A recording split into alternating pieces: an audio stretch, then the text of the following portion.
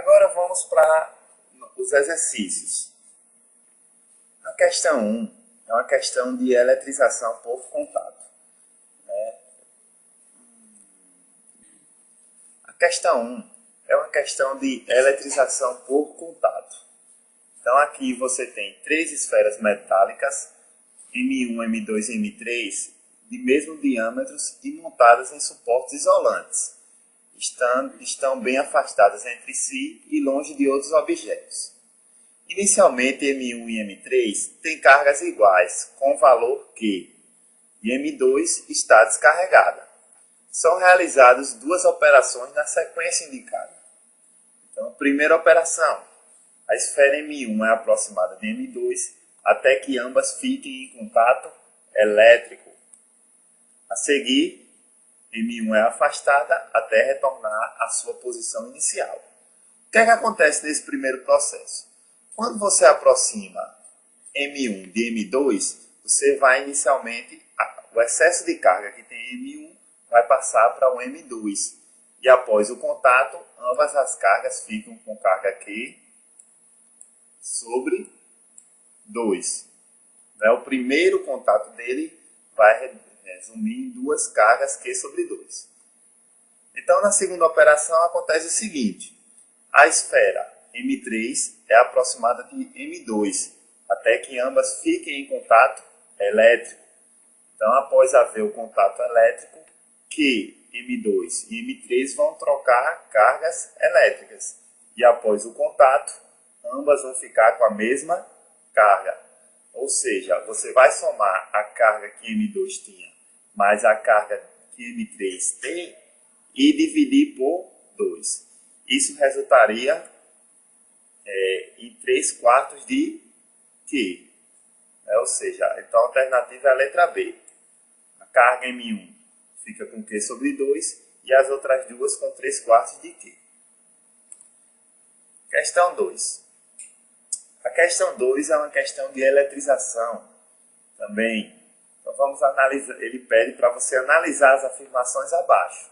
Primeira afirmação. Todo objeto que tem grande quantidade de elétrons está eletrizado negativamente? E aí, gente, essa frase está correta? Bom, quando um corpo é neutro, você lembra que ele tem a mesma quantidade de prótons e a mesma quantidade de elétrons. Então, ele tem uma grande quantidade de elétrons, não significa que ele está eletrizado negativamente. Se ele tiver a mesma quantidade de prótons, ele vai estar neutro. Então, a primeira é falsa. A primeira é falsa. Segunda afirmação. Eletrizando-se por atrito 2 objetos neutros, obtém-se no final desse processo de eletrização 2 objetos eletrizados com cargas de mesmo sinal. Que absurdo é esse, gente? Jamais isso vai acontecer.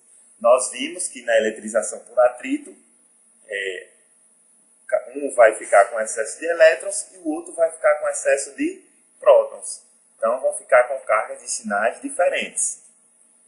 Terceira afirmação. Então, a 2 também é falsa. Terceira. Encostando-se um objeto A eletrizado negativamente em um pequeno objeto B neutro, após algum tempo o objeto A ficará neutro. Isso é verdadeiro?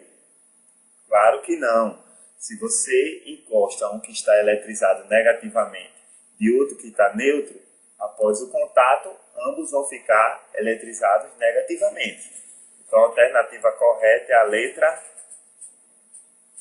E, que diz que não há nenhuma resposta correta.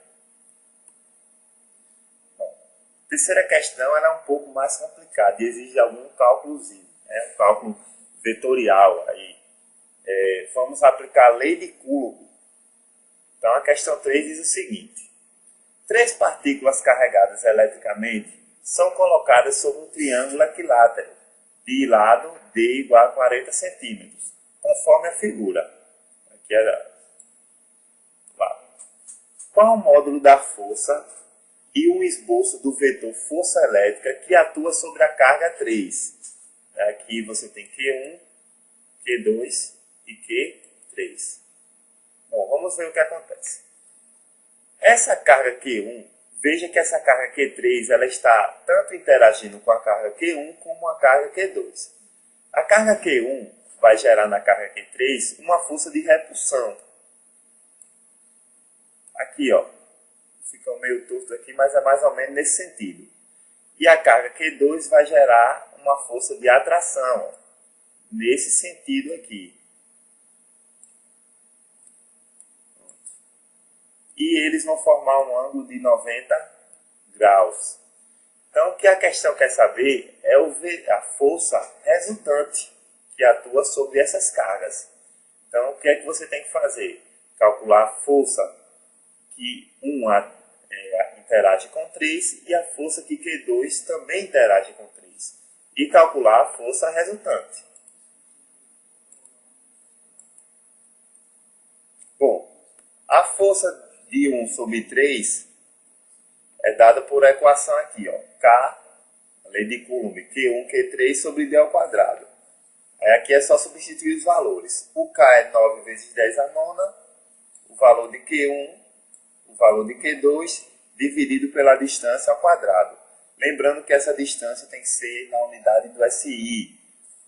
Na questão ele deu em centímetros, você tem que deixar em metros. Agora aqui é só a matemática, né? Multiplicando tudo isso aqui, você fica com 90 dividido por 0,16. Então você tem uma força de 0,5624 newtons. Né? Ou seja, bom, agora vamos para a força que Q2 e Q3, a força entre Q2 e Q3. Novamente, vamos usar a lei de Coulomb, né, e substituir os valores da carga Q2 e Q3.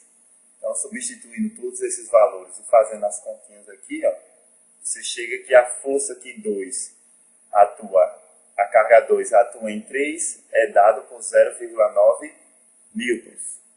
Agora nós vamos achar a resultante, né, que é a soma vetorial entre as duas forças. Como forma um ângulo de 90 graus, você vai ter aqui que aplicar o teorema de Pitágoras. Né, ó, F resultante é o valor do F1 ao quadrado mais o F2 ao quadrado. Então você vai obter no final uma força resultante de 1,06 newtons. E o esboço do vetor força é esse aqui. Ó. Não, você tem aqui a força Q1 age sobre 3. Esse aqui é a força que 2 age sobre 3 e a resultante vai estar aqui, entre elas. E finalmente a questão 4, uma questão de campo elétrico. A questão diz o seguinte: um campo elétrico é gerado por uma carga pontiforme positiva. A uma distância de 20 centímetros é posta uma partícula de prova, aqui nossa partícula, de carga menos 1 microcoulomb, sendo atraída pelo campo, mas uma força externa de 2 newtons faz com que a carga entre em equilíbrio, conforme mostra a figura. Qual deve ser o campo elétrico e o módulo da carga geradora para que essa situação seja possível? Bom, campo elétrico é dado pela razão entre força e carga elétrica. Então, substituindo os valores que você tem, a força que a questão dá é 2 newtons e a carga é 1 vezes 10 a menos 6. Então, você chega a um campo elétrico de 2 vezes 10 a sexta newton por coulomb. Pronto. Fizemos a primeira parte, que é calcular o campo elétrico. Agora, vamos calcular o módulo da carga. A carga geradora, que é essa carga aqui que está gerando o campo elétrico. O campo elétrico é dado por Kq sobre D ao quadrado. Bom, o campo elétrico você calculou anteriormente, que era 2 vezes 10 a sexta. O K é 9 vezes 10 a nona. O que eu estou querendo descobrir é o Q dividido pela distância, que é 0,2 ao quadrado. Lembrando que esse valor tem que ser dado em metros. Então, finalmente, isolando o Q, você vai ter essa expressão aqui, né, que vai nos dar um resultado de aproximadamente 8,9 microcoulombs. Bom, gente, então com isso nós terminamos a nossa videoaula de eletricidade.